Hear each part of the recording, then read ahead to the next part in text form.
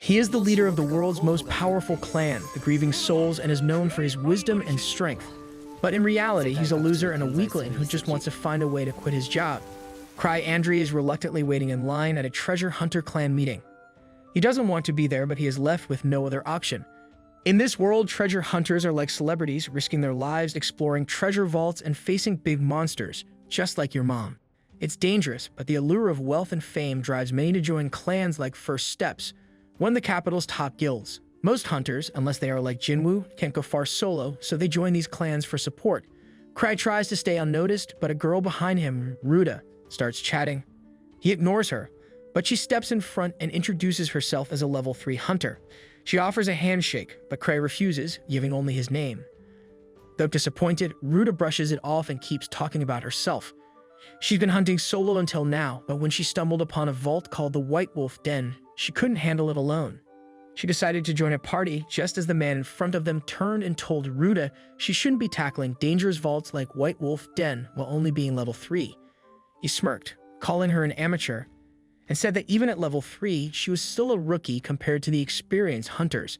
As the argument escalated, Ruta grew furious and Cray regretted not staying home to avoid the mess. Ruta drew her knives ready to attack, but a guard quickly stepped in, reminding her that this wasn't London and she'd be banned from the clan meeting if she continued. Realizing her mistake, she sheathed her knives and apologized while Cray pretended he wasn't involved. Later, Cray entered the meeting with Ruta by his side as he was the only one she knew. She was awestruck by all the powerful hunters and felt overwhelmed, never having been in a place like this before. She asked if Cray had been there before, and he told her it was his 5th time. Ruta thought he must not be a very good hunter if he had to keep returning to recruitment. In the world of hunters, talent is everything and even a nobody can rise through the ranks. Ruta notices a lively party with flashy outfits on the other side of the room and asks Cray about it. He explains that the party is called Arc Brave, and they are by far the strongest group recruiting today. They once completed a level 7 vault with just 6 members, earning them great respect. If their leader, Arc Rodin, recruits you, it almost guarantees a successful hunter career, though he's very selective. Intrigued, Ruta asks about the empty desk in the corner, but before Cray can answer, Greg approaches, offering to explain. Despite their earlier argument, Greg tells her the desk belongs to the Grievers, a legendary party of childhood friends known as the Grieving Souls who gained fame after arriving in the capital. Rumors suggested they might recruit today, but their absence leads Greg to believe the rumors were false. Just then, a kid eager to join the Grieving Souls gets frustrated at their absence as he dreams of becoming the strongest hunter. Greg finds him amusing, but Ruta stays quiet knowing the kid is actually a higher level than her. At that moment, a girl named Tino steps up, ready to shut the red-haired kid up with force, believing she's the only one who deserves to join the Grieving Souls party. Her partner tries to calm her down, thinking it's not worth making a scene, even though the red-haired kid is annoying. It seemed like the tension had settled, but then Greg jumps in, stirring things up. Now the whole room is rooting for a fight. Tino and the kid square off and Cray senses chaos is coming. Not wanting to stick around, he asks Ruta to step outside with him. As the fight is about to start, Tino, intending to seriously harm the kid, suddenly senses a familiar presence. When she spots Cray, she forgets the fight and charges at him. Caught off guard, Cray stumbles and Tino nervously calls him Master, asking if he saw her lose control. Arc then approaches, greeting Cray and mentioning that they've been waiting for him since he's both the clan leader and the head of Grieving Souls. Those who had recognized Cray before are stunned to realize he's the most important person there. Despite all the attention he's receiving, it's making him feel ill, and he just wants to go home. Years ago, when Cray and his childhood friends first arrived in the capital, they were clearing beginner vaults at record speed. But there was a catch. Cray had no idea what he was doing. He was saved from a monster, and his teammates mistakenly thought he was using himself as bait on purpose, so he played along, though he was nearly eaten. They all shared the dream of becoming top-tier hunters, but unlike the others, Cray was completely average. He knew he'd eventually drag the group down, so he decided to leave before his friends grew to resent him. Yet when he tried to quit, he somehow ended up being made the party leader. That's how he ended up in charge of his incredibly talented friends, though he really just wants to retire. Ruta and Greg are still shocked that Cray has been the clan master all along. As Cray relaxes in his chair, Arc approaches and asks if he showed up late to blend in with the crowd. Cray insists he simply overslept, but Arc is convinced otherwise. No matter how much Cray explains, people always see him as more impressive than he really is. Tino, unhappy with how close Arc is to Cray, wants him kicked out of the clan, but Cray refuses. Tina was a level 4 hunter and apprentice to Liz, one of Crei's childhood friends, so she spends a lot of time around him. Ark asks Crei if there are any good candidates for recruitment, but there's no real need for new members at the moment. Since Ark rarely recruits, Crei seizes the chance and asks if Ark would seriously consider his suggestions. To everyone's surprise, Ark agrees to accept anyone Crei recommends. The vice captain tries to dissuade him, but Ark insists Crei's choices will be worthy. Tina blushes, thinking Ark might suggest her, but she feels conflicted because she doesn't really like him. Suddenly, Gilbert, a kid from earlier, steps up, ready to beg for a chance. Crei tells Gilbert he'll recommend him on one condition, that as a hunter, the most important thing is to make sure you always win. If he lacks strength, he will end up putting his party members in danger. So Crei wants him to demonstrate that he has the ability to always win. Since Crei began his career as a hunter, he has never lost before, although that's because he has never actually been in a real fight anyway. Crei removes one of his ring artifacts and declares to the hunters that the first person to present it to Ark will be welcomed into his team. He throws the ring into the wild, eager to watch the chaos unfold. Gilbert grabs it first, but before he can even react, Tina leaps at him and knees him so hard that Gilbert is knocked across the room, likely needing medical attention. The ring rolls across the floor, and after a moment of hesitation, everyone starts scrambling for it. As the brawl intensifies, Crei quietly slips away, unconcerned about the destruction. By morning, however, the bar fight made front-page news as the place was completely wrecked, though thankfully, no one was seriously injured. Eva informs Crei that the Explorers Association has called for a private meeting, and he knows they're going to scold him. When he asks how Ark reacted, Eva tells him Ark found it amusing and wasn't upset. Hoping to take advantage of Ark's good mood, Crei suggests sending him the bill for repairs and having him attend the meeting, but Eva reminds him the meeting is specifically for him. With no way out, Crei reluctantly agrees to go, knowing that if he doesn't, Gark will hunt him down like always. Crei plans to use his secret weapon to get out of trouble quickly, groveling and apologizing. He argues that the only damage was to the bar, no one was hurt, and the owner has already been compensated for repairs, so there shouldn't be any further issues. Gark hasn't even yelled at Crei yet, but after seeing his apology, he decides to let it go for now. However, Crei still needs to take responsibility for his actions, so Gark assigns him a quest that he can't refuse. The association receives many quests, but some are so difficult or low-paying that hunters call them chores, and no one wants them. Crei tries to act like he's too important for a chore, but Gark insists. Forced to choose, Crei looks through the quest book and picks the easiest one, a level 3 quest. He plans to pass the work off to Ark, but when he looks for him, Tino tells him Ark is away at a meeting with nobles. With no other options, Crei is stuck with the task. Just then, Crei notices that Tino is wearing his ring, meaning she won his game yesterday. Putting that aside, he asks if she's free. Tino, excited and thinking he's about to ask her on a date, is disappointed when he reveals he has a quest for her. She immediately tries to run, but Crei summons his chain dog, Silver, to catch her. Soon she's tied to a chair as Crei explains the mission. Feeling betrayed, she complains she just wanted a date, not this lousy quest. When she suggests Crei should come with her, he declines, not wanting to do the work, and instead sends her off with the hunters from yesterday. 6 years ago, the most powerful clan in the region, which didn't even have a name at the time, arrived at the Adventurers Association to register. As usual, Crei tried to stop the team from proceeding and didn't even want to go inside, but his friends refused to quit. Despite Crei's doubts, he claimed he'd only hold them back, yet his companions insisted he stay as their leader. Frustrated with Crei's hesitation, the boldest of the group, Luke Cycle, kicked the door open, swaggering in and introducing himself as the world's best swordsman. Liz Smart, at his side, modestly declared herself the most powerful blade in the universe. Luke then told the staff member he was unmatched because, as Crei always said, real strength isn't tied to a weapon. With a wooden sword in hand, Luke believed he was the most dangerous. All Crei wanted was for Luke to stop embarrassing him in public. Either way, it was time to register the clan's name and symbol. The receptionist gave Crei a form, reminding him the name represents a group's spirit. Since no one had thought about a name, Crei quickly came up with Grieving Souls and drew a strange skull, hoping it would get him out of the leader role. Everyone in the group hated the name, so Crei used it to highlight his poor leadership. But just as he threatened to step down, his friends suddenly changed their minds, acting like the name was brilliant. That's how the Grieving Souls clan came to be. Fast forward to today, and Greg is shocked to find out the skinny, lifeless-looking kid is actually the master of steps known for 1,000 tricks. Crei recalls it's the second title he earned as leader of Grieving Souls, since top treasure hunters often get special names and become legends.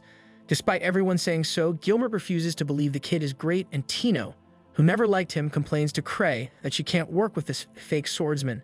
Speaking of fakes, Cry considers himself the biggest fraud in Zabrudia because despite what people say, he's far from being the strongest.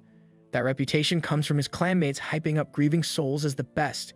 Ignoring the argument, Cry asks if the group is ready for the mission. Gilbert, feeling insulted, calls the situation a joke and dismisses the kid. Greg tries to warn him, but Gilbert ignores him, so Cry kicks him off the mission. He then asks Greg and Ruta if they're in, and they agree. Furious, Gilbert expects Cry to beg for his approval, but Cry couldn't care less. Cry instead tells Tino to let him know if she needs anything. She seizes the opportunity to mention that she does need the master, but Cry firmly denies it. With that settled, Craig prepares to leave, but Gilbert challenges the 1,000 tricks, promising to join the group if he loses. Cry explains that Tino Shade is the leader, so it's her he'll be facing. Tino, never one to hold back, vows to unleash divine punishment on Gilbert, using the impressive range she gained through intense training. Confident, Gilbert promises to go all out and challenges Cry again after being Tino. Cry has no interest in fighting, but Tino draws Gilbert's attention, warning him that even though they're both level 4, she's nothing compared to the master. To make it more exciting, she drops her weapons, deciding to fight him bare-handed. Cray thinks Tino can handle the arrogant guy, but the sword of purgatory he wields might give him an edge depending on his skill. Surprisingly, Gilbert mimics her and drops his weapon too. Tino then declares that after defeating him, she'll go get ice cream with the master, though Cray isn't thrilled about it. She insists and Cray gives in to keep the peace. Motivated, Tino charges at Gilbert with incredible speed. He barely dodges the first strike but gets caught by a swift leg sweep, suffering his first hit of the day. Determined not to give up, the man strikes back at the girl, but she easily dodges and mocks him for challenging her master. Though it seemed he was beaten, Gilbert makes a comeback and regains control of his body. Tino then hits the man's neck, seemingly ending him. But as everyone assumes the swordsman is defeated, he recalls his childhood as a hunter. Even as a boy, he outmatched some adults in swordsmanship, quickly growing strong enough to pursue his career in the capital. Soon he formed a group and successfully plundered treasure vaults, feeling invincible. In the present, his rival warns him to use his sword if he wants to survive. Gilbert refuses, but she reminds him that pride is worthless when you're dead. Reluctantly, he agrees, though he can't stand being weaker than his opponent. Cry steps in, telling Gilbert they're alike. Just as Gilbert left his group due to a power gap, Cry faced a similar situation, though his group refused to let him fall behind. Gilbert begins to see Cry as a benevolent figure, even with his feared reputation. Meanwhile, Cry inspects the fallen man's sword, noting its elemental damage and solid design. The swordsman should handle the situation, realizing that the man wielded his sword far better than he ever could, reaching a level of skill he could never attain despite years of practice. Gilbert shouts that it's impossible and calls the leader of the Grieving Souls a monster. Cry then explains that mana material is considered the world's fundamental substance, but it's invisible to the naked eye. Treasure vaults are phenomena where spiritual lines and forces condense mana, creating limited alternate worlds based on the world's core memories. While many kingdoms study the rules behind this, they are still not fully understood. The White Wolf's Nest is one of these treasure vaults, once home to wolf monsters called Silver Moon, who were hunted to extinction for their pelts. Afterward, a blood-stained wolf ghost appeared along with the vault. Upon reading about this, the young man gets scared and notes that a treasure vault reflecting history's vengeance is overwhelming. Eva argues that Craig put the group in this situation, but he reassures her that his team is skilled enough to handle it since the vault is level 3 and they'll have 4 people, plus Tino is coming along. The boy also thanks her for telling him that Gilbert had left the group as it helped him at a key moment. Finally, the clan's vice master mentions the master put on quite a display with a relic in the training room. He replies that it was easy to control, especially since even Gilbert managed to use it without much knowledge. Cry enjoys collecting relics of various powers and forms and is curious if Gilbert would sell the Purgatory Blade. Upon hearing this, Eva loses her patience, pointing out that the boss already owns similar relics and even took out a loan from Citri due to debts, despite receiving the same commission as the other Grieving Souls members. The clan doesn't have endless funds. Embarrassed, Cry tries to respond but only remembers he needs someone to recharge his relics. He seeks out 2 allies, and while one recharges the relics, the other informs him that a ghostly wolf recently destroyed a caravan with level 3 escorts near the White Wolf's Nest. Although Cry assumes his team can handle it, the man warns that the ghosts are growing stronger. The woman adds that Rudolph Devout, a powerful level 5 lancer, has appeared there, and Cry recalls that he's wanted for a job related to the guild.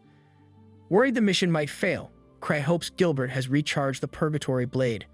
Meanwhile, the team is on its way to the nest, and Tino doesn't help morale by revealing she wrote a will before leaving. She reasons that if her master sent her, the mission must be tough, but she trusts Cry wouldn't assign her to a random group, though the rest of the team feels this is exactly that. Gilbert accepted the job because the Thousand Tricks already knew why he left his previous group. Tino explains that the man is brilliant at deduction and has vast knowledge of the capital and its surroundings, so he likely figured it out from Gilbert's words. Ruta doubts this, but Greg believes only such a calculating mind could have predicted the bar incident. Tino adds that their master meticulously planned the mission to ensure no major dangers and would never send them to their deaths without careful thought. Ironically, after sending a group to their deaths without much thought, Cray decides to catch up with them in time to order them to abort the mission. Meanwhile, the team barely arrives before encountering a ghost wielding a sword and shield far stronger than any human. As Cry searches through endless clutter for the relic, Eva scolds him for carrying a forbidden citrus slime. Despite this, Cray flies off with the unstable relic, which may turn out to be his last flight. Years ago, in the early days of the Grieving Soul, it had only been a week since the clan started operating in the capital, and Gilbert was already furious. His divine sword, Blade of the Testament, had shattered like a twig.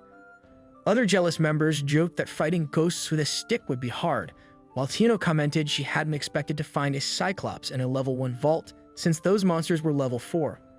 Overhearing the conversation, a drunk tavern goer called them rookies, claiming a Cyclops would never appear in the Goblin Cave, and even if it had, it wouldn't have survived. At that, 2 female clan members stepped up, revealing the Cyclops to the drunk, leaving him stunned. Cry, observing, thought this was exactly why he didn't want to bring the creature along. Fast forward to today, Gilbert Bush cuts a werewolf in half. Exhausted, Ruta complains that such a monster shouldn't appear in a level 3 vault. Similarly, Greg doesn't understand why the Blade of Purgatory didn't ignite during the battle, to which its owner replies the sword is out of mana and he can't recharge it alone. Ruta suggests retreating, and Greg adds that things aren't as they were told, likely meaning the group they came to save is already dead. Despite this, leader Tino insists the plan stays unchanged. Greg anxiously asks if survival isn't the priority, but Tino firmly states they didn't come to collect monsters. The ones they're rescuing are alive and executing a perfect level 8 strategy, with the Blade's depletion part of the Master's plan. The group pushes forward to the White Wolf's den, where humanoid wolves armed with bows and guns await them. Greg realizes that the wolves they fought earlier weren't just randomly powerful. The entire pack is highly skilled. Tino explains the den was originally home to the Silver Moon wolves. Gilbert rushes ahead, eager to finish the fight quickly, thinking that once they deal with the armed wolves, the rest will be easy. Tino, however, cautions him not to be reckless, reminding him that her responsibility as leader is to ensure everyone survives. She lays out a strategy. She and Ruta, being the fastest, will lure the wolves, while the others attack from behind at close range. The guns shouldn't be a big issue, but no one is to use another as a shield. Meanwhile, Cry silently hopes at least Tino survives, even if the others don't. Tino recognizes the wolves' superior skill but highlights the team's key advantage: teamwork. As more armed werewolves approach, the group instinctively knows how to react. Though they're a makeshift team, their synergy is solid. Gilbert may talk too much, but he's effective. Greg's experience helps the group, and Ruta, while not flashy, excels at spotting enemies. With the plan working smoothly, Tino starts to think her master is a true genius. In the midst of battle, Gilbert becomes frustrated, feeling underestimated by the enemy. This takes him back to a memory where he felt the same, pushing his team to be tougher, but they couldn't keep up. Disheartened, he abandoned them on the spot, unaware they were giving their all. Over time, the gap only grew. Back then, he was filled with anger, but now, fighting alongside others, he's matured enough to see the value of teamwork. After another victory, the group moves deeper into the White Wolf's den, arriving in a larger chamber. Tino touches the wall, sensing a presence, not the ones they came to save, but likely the den's boss. Greg suggests retreating, but Tino reminds him they've come this far unscathed and should be able to handle it. Despite agreeing, Greg remains uneasy. Tino teases him for being overly cautious and argues that safe missions don't help anyone grow. Greg admits she's not wrong, recalling how he stopped fighting when he thought he couldn't win, a habit from seeing many friends die. Tino points out that Greg joined this team to change that mindset, and that's why the Master put him here despite barely knowing him. Cray's true intention was to save everyone there, meaning the Master is like a god, and there's no way he assembled that team by chance. He would never lower himself to such a trivial role. Everything he does is meticulously planned, aligning perfectly with his flawless design, which is always carried out with precision through intricate tactics. In other words, Tino reiterates once more that Cray is indeed a divine figure. On that note, Ruta is keen to figure out why she was chosen for the team, and Tino is at a loss for how to respond, so he simply watches her, searching for an explanation. It quickly dawns on her that the answer is obvious. It is because of her melons. The newcomer looks ready to protest, but before she can, the leader cuts off the idle chatter and directs the group to resume their journey. Speaking of the cold and calculating god, Cry starts to panic as he realizes he has no idea where the group he sent is located. To make matters worse, the relic he's using to fly is essentially a plane without brakes, which is clearly dangerous. However, despite the turbulence, he accidentally crashes into the White Wolf's den. Meanwhile, Tino and the others confront the dungeon boss, a massive white wolf. As soon as the enemy makes its first move, the entire group recoils, visibly nervous, as it's clear this wolf is immensely powerful. The team becomes hesitant, disorganized, torn between fighting and retreating. Tino notices that the boss isn't wearing a helmet, which must be its weakness. This is likely one of the 1,000 trials set by her master Cry, so she knows she must pass the test. With that in mind, she commands Gilbert to block one of the wolf's attacks while she handles the rest. Gilbert braces his sword against the beast's axe, holding it off briefly. Greg strikes at its leg, but the wolf swats him away with its paw. Tino charges fearlessly, leaving Ruda in awe. Greg's sword shatters from a heavy blow, and as the wolf prepares another strike, Ruda rushes in, pushing him aside just in time. Tino climbs the axe handle, suffering a deep scratch, but lands the final blow, defeating the beast. Afterward, she tends to her wound with a healing potion. Greg mourns his broken sword, but Gilbert reminds him it could have been worse.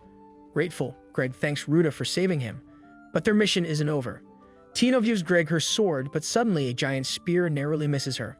4 more giant white wolves, identical to the dungeon boss, emerge. Even Tino feels the pressure and realizes their challenge is greater than expected. She orders the group to flee through a narrow passage to slow the wolves, but one blocks the way. Greg suggests Tino and Ruda escape, while he and Gilbert stay behind to buy time. The leader refuses to let anyone be sacrificed, ordering the team to target the wolves' eyes and quickly organizing a new attack.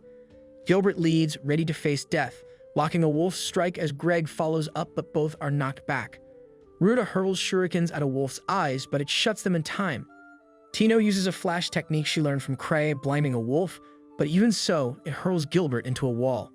She regrets the poor strategy that endangered him. Surrounded with no options, Cry crashes into the scene, taking down a wolf. His power causes the remaining wolves to hesitate, but one charges. Cry blocks with an accessory and fires projectiles to finish it off. With 7 security rings, Cray is formidable but uninterested in the mission and just wants to leave. To end it quickly, he throws a pendant, detonating it to create a distraction for the group's escape. Everyone retreats, but Tino, wounded, slows them down. Gilbert complains about the pace, but Ruda reminds him they're following the injured leader. In truth, Cry is sprinting as fast as he can, which is still as slow as the injured girl. Thinking he's being thoughtful, Tino recalls that kindness has always been one of his key traits. Long ago, when she was a child, 2 men troubled her until the grieving soul rescued her, and since then, she's wanted to be like them. After distancing themselves from the wolves, the group rests while Cry uses another relic to heal Tino. Gilbert, a bit scornful, comments that Cray relies on items for everything, but Cray ignores him. They continue despite Cray having no clue what he's doing or how to escape. Years ago, as a child, Cray would often impress his clanmates with a number of relics he possessed. Being a fan of such items, he saved up to buy as many as he could. Liz asked if Cray could use one suited for her, but Luke objected, saying the leader should use relics that benefited the entire group. Tino joked that Cray's hoarding would finally pay off, as she was their battery.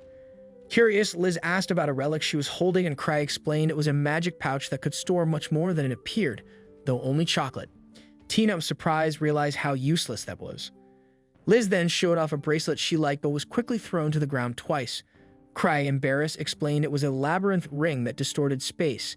Meanwhile, Luke got stuck to a sword, which Cray revealed was cursed. The sword also filled Luke with a violent urge, but fortunately, these dangerous relics later became training tools for Luke and Liz. Now Cray's current group was navigating the White Wolf's nest.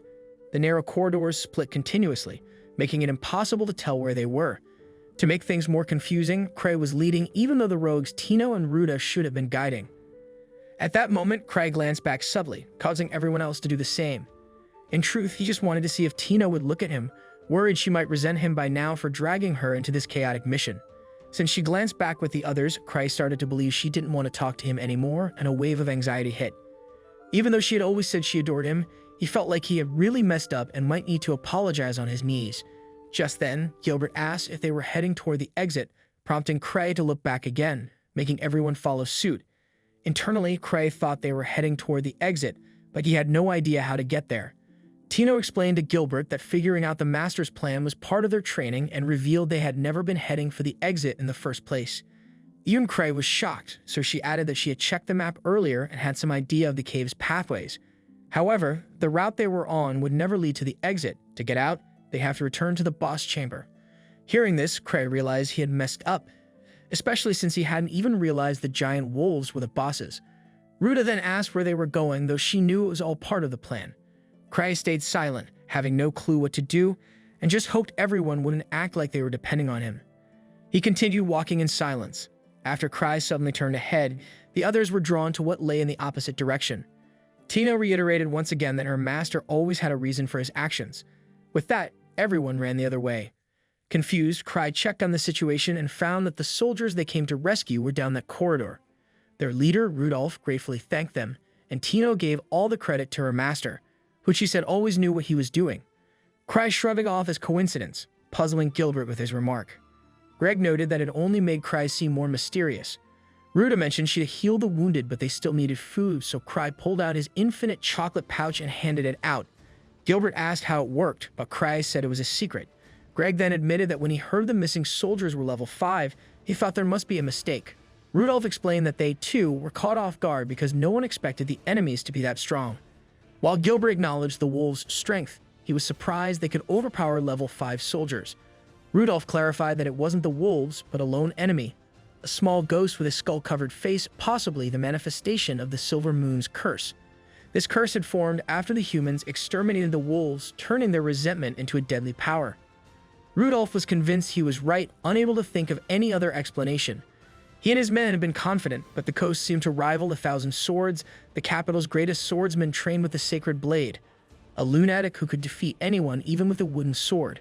Cray knew this man well. He was Luke's cycle, Cray's childhood friend and a member of Grieving Soul.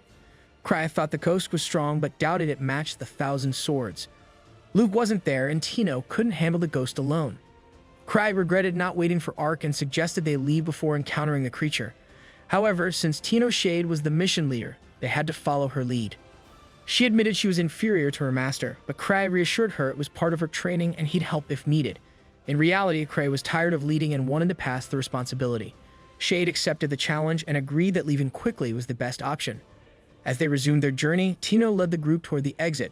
Rudolph offered to stay behind and buy time while his companions escaped, but the leader assured them that with the master present, everyone would be safe. Hellion, one of Rudolph's men, insisted it was his duty to be the shield as his superior only took the mission for him. Cray said they could sort it out once back in the capital. Suddenly, dozens of howls echoed through the cave, and Cray calculated he had 5 safety rings left. On the 6th, he would die for real. To make things worse, he no longer has relics, and a shooting ring won't be enough to stop the enemies. As if that wasn't bad enough, the citrus line has vanished, and the sword tied to his waist is missing. In this dire situation, Cray wonders if this is the end. Meanwhile, a mysterious figure walks through the misty cave and teleports away. Amid the chaos, Cray's group senses that something serious is about to happen, and Rudolph braces for it. Cray steps in front of Tino, realizing that using the night hiker to become a human missile would kill him, but at least provide a surprise attack.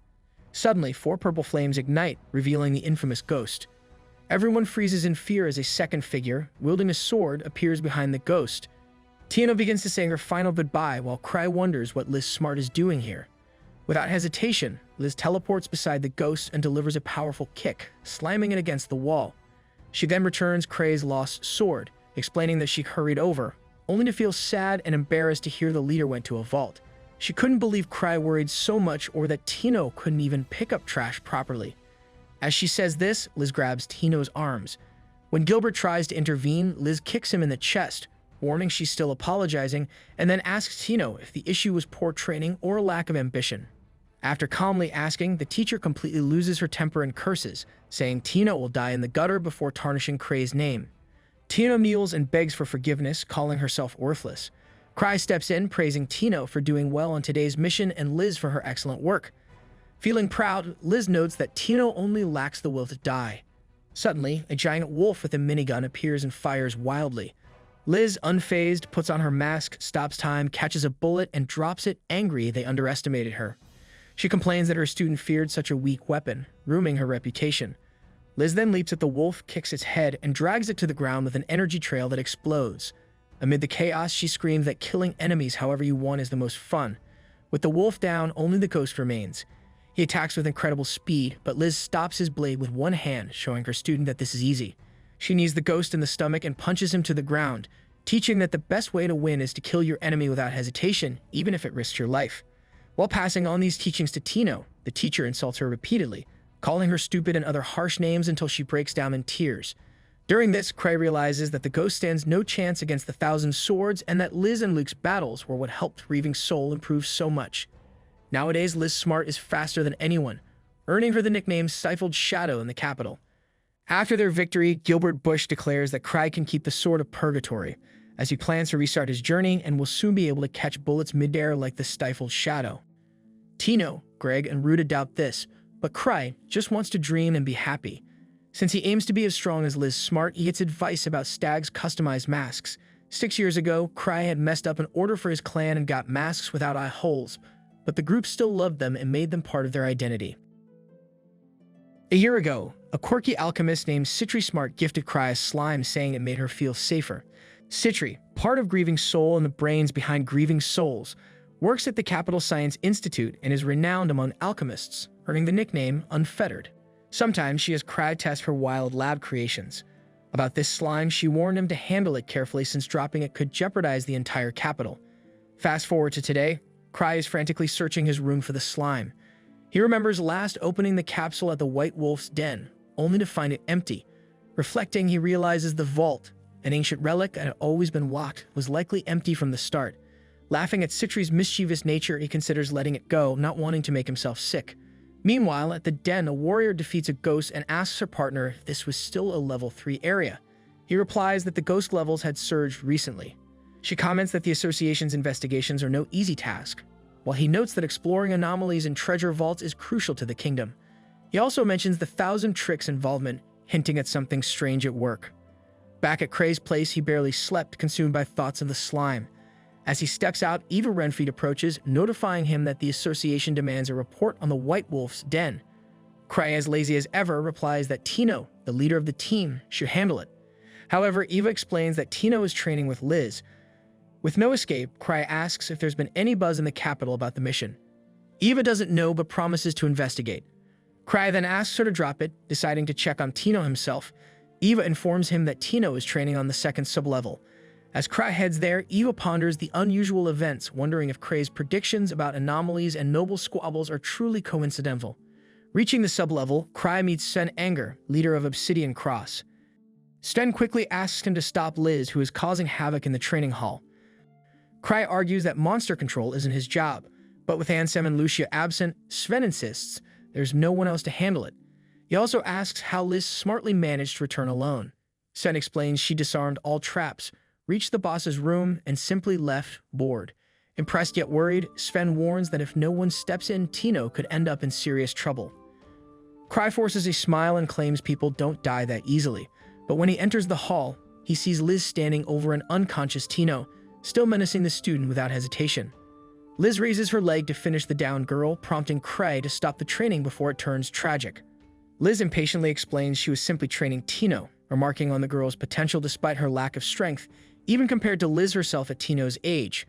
Cray appreciates the teacher's passion, but insists the student has hit her limit and asks for a pause. Liz protests, but just then, Tino grasps her ankle, asserting she's not done yet. Cray wonders why Tino is wearing a mask while Liz celebrates her resilience, preparing to continue. Cray leaves, telling the others there's no stopping Liz once she's in this state. Sven, though frustrated, agrees that it's good for Tino to grow stronger. Shifting topics, Sven mentions the North Road is now blocked due to ghost sightings. Over tea, he adds that an investigation found the Night Orders were unprepared for this. Cray recalls hearing that travelers were attacked by ghosts from the White Wolf's den and suspects Gark wants to discuss this with him. Thinking back, Cray regrets Ark's absence, as he's more reliable than himself in situations like this. The man is a truly outstanding leader and skilled fighter, independent and beyond average. If Cray could leave everything in his hands, things would run seamlessly. Since that's not an option, Cray focuses on buying time. Watching his leader reflect, Sven observes how calm he seems, making Cry wonder if it's because the issue doesn't directly concern him. Cry then decides to send the Obsidian Cross to meet Gark, hoping he can guide the clan on handling the matter. He asks group members to inform the Adventurers Association manager that he won't be attending, shedding another responsibility. This prompts a member of the Obsidian Cross to question Cray's leadership style, noting that he often stays behind while others take on missions. Sten, however, explains that the newcomer doesn't yet understand Cray's mindset. It's this very behavior that drives the Grieving Souls and the Obsidian Cross. In Sven's view, Cray is almost monstrous and never to be underestimated. Later, Gark learns that the energy lines near the White Wolf's nest remain unchanged, and the mana levels are stable. He needs to speak with Cry to understand the anomaly in the treasure vault, though Cry is reportedly too busy to meet. Gark plans to visit him tomorrow, confident Cry knows something. Meanwhile, in a hidden lab, an elderly master magician notes that he never expected a high-level hunter to get involved. Others, dressed in matching uniforms, comment that it's only a matter of time before the Adventurers Association finds this place. The old man remarks that Cry shouldn't be underestimated, while another man points out that simple hunters can't grasp the great master magician's efforts in the capital's Akashic Tower Research Division. The master explains that this mechanism uses the vast energy lines, altering the treasure vaults. If the chief's theories prove correct, they might even create vaults at will. The team, however, worries about abandoning the lab to start over, especially with Sophia on vacation, as she's responsible for the defense system. The master assures them he granted her leave and that she'll return shortly via harmonic stone communication to resolve the deadlock. Meanwhile, Cray dreams of the capital in flames under attack by a creature, wondering if citrus slime is the threat, though he dismisses it, as his dreams never come true. He then finds Liz next to him, though she often sneaks into his bed. Later, as he leaves his room, Liz warns him he's busy today when they encounter Gark. Seizing the chance, Gark asks for her report on the Night Palace. Annoyed by the interruption, Liz kicks him, though he deflects, cautioning that even his patience has limits. Cray and Kana's chat over tea takes an unexpected turn when he accidentally hints at a bigger issue beyond the White Wolf's nest. He avoids further explanation, claiming he fears someone might overhear. In reality, Cray knows he unleashed a dangerous slime in the capital but keeps that detail secret. Busy as always, he suggests Gark is the right person to handle the situation, as he won't have time. Meanwhile, the hall is in ruins from Liz and Gark's battle, with Liz taunting the manager for losing his edge. Pushed too far, the manager unleashes a powerful energy, reminding Cray of his past as the war demon of Zabrudia. To stop the hall from collapsing, Cray asks them to pause the fight, but Eva is horrified by the damage when she arrives. Liz continues provoking Gark, calling him weak and unfit for the Night Palace, though Cray isn't so sure. Cray then brings up a question, asking if the dungeon boss was more challenging than the one in White Wolf's nest. However, Smart found the nest boss so easy to defeat that he hadn't even realized it was a boss at all. This reminds Cray that Citri and the others are still at the Night Palace and should be returning soon. The lost slime could cause quite a disturbance. Liz notices that Cray appears concerned and asks him what's on his mind. He then asks what she would do if all of Zabrudia were to fall. Liz replies that she would escape somewhere south with Cray, since she's never seen the ocean and thinks it would be a perfect opportunity. With that, Liz leaves her bag with the boy and darts forward to restrain a passerby, claiming that he was watching them oddly. However, Cray tells her to let him go, and the man quickly flees. Once he reaches a secure spot, the fugitive ponders why Cray allowed his escape, suspecting that Cray might be aware of the plan. The following day, Cray and Liz venture into the most dangerous area of the city.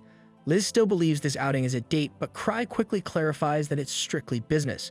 Based on information from Eva, he's learned that people have been mysteriously disappearing from the slums. Normally, this wouldn't catch his attention. He's concerned that the missing slime creature might be involved. As a bonus, there's a new ice cream shop nearby, and Cray plans to check it out after doing the bare minimum for his mission. He suggests they visit the shop first, making Liz happy, though the shop owner is far less pleased. This is the same man Liz apprehended last time, but Cray let him go.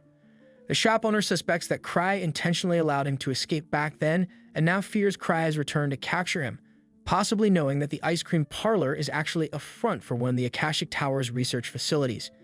Panicking, the man considers shutting down, but the arrival of a red-haired woman named Sophia, who oversees their organization's defense, gives him a glimmer of hope.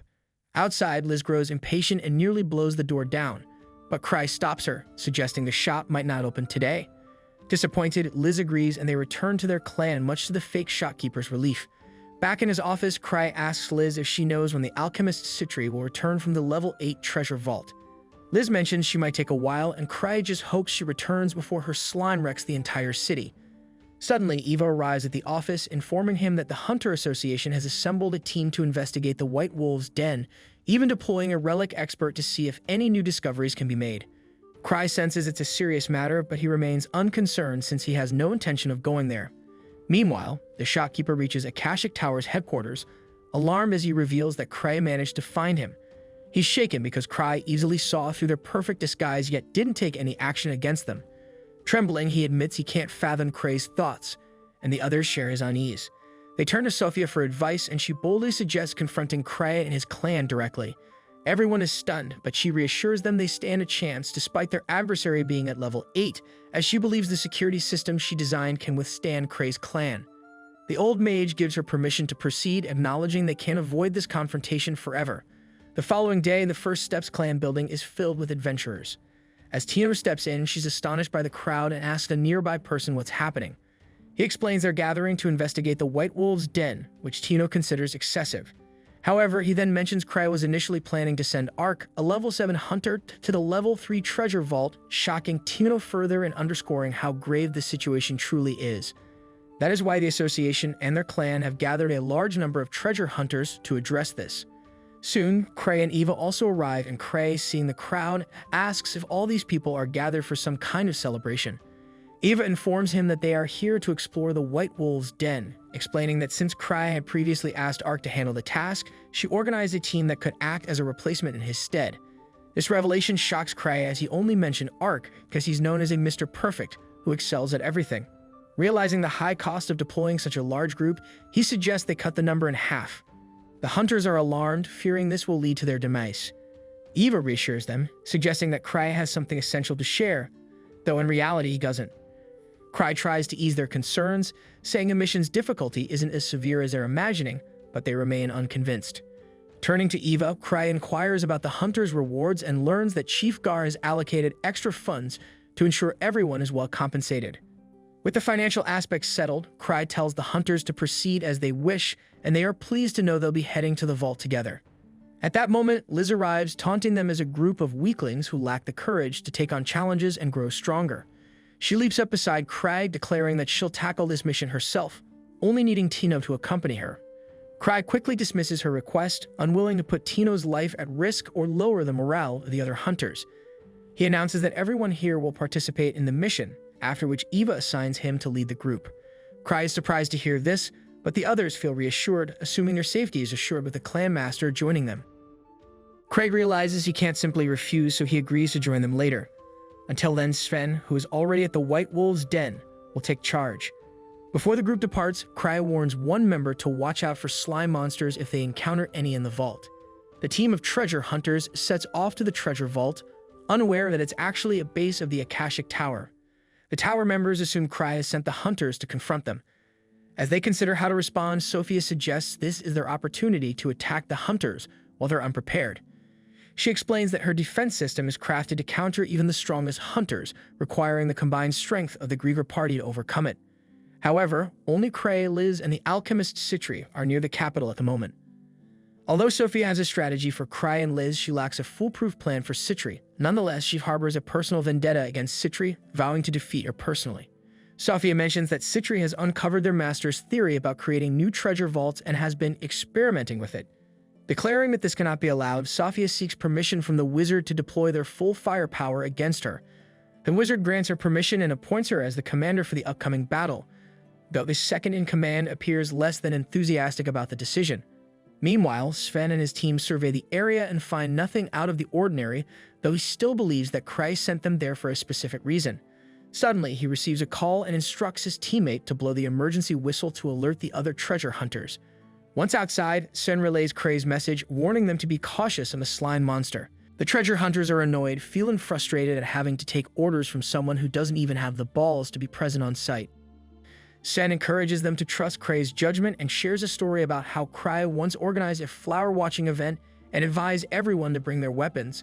As Cray made a toast, a treasure vault materialized behind him, and everyone saw his foresight firsthand. The hunters are impressed by this, and Sven reiterates that Cray's information is more valuable than any treasure they could find. Back in Kray's office, Liz nags him for an assignment, eager to showcase her combat skills in front of him. Already annoyed by her persistence, Kray wonders how much longer he has to put up with her, until the hunters resolve the situation at the White Wolf's den, allowing him to appear at the end. At that moment, the alchemist Citri arrives, informing Kray that she's there to help him deal with an immensely powerful and cunning organization that could soon threaten the world. Kray immediately orders Liz and Tino out of the office as Citri begins sharing details about the Akashic Tower. Meanwhile, on the other side of the city, Gark dons his battle armor to enter the treasure vault, eager to prove he's still in his prime. His assistant tries to dissuade him, fearing he might pull a muscle or injure his back. Suddenly, Citri arrives to inform Gark of crucial details about their true enemies. If you're enjoying the journey of this series, please hit that like and subscribe button and turn on that notification bell so you don't miss any updates. All of your support helps me to keep bringing more high-quality recaps.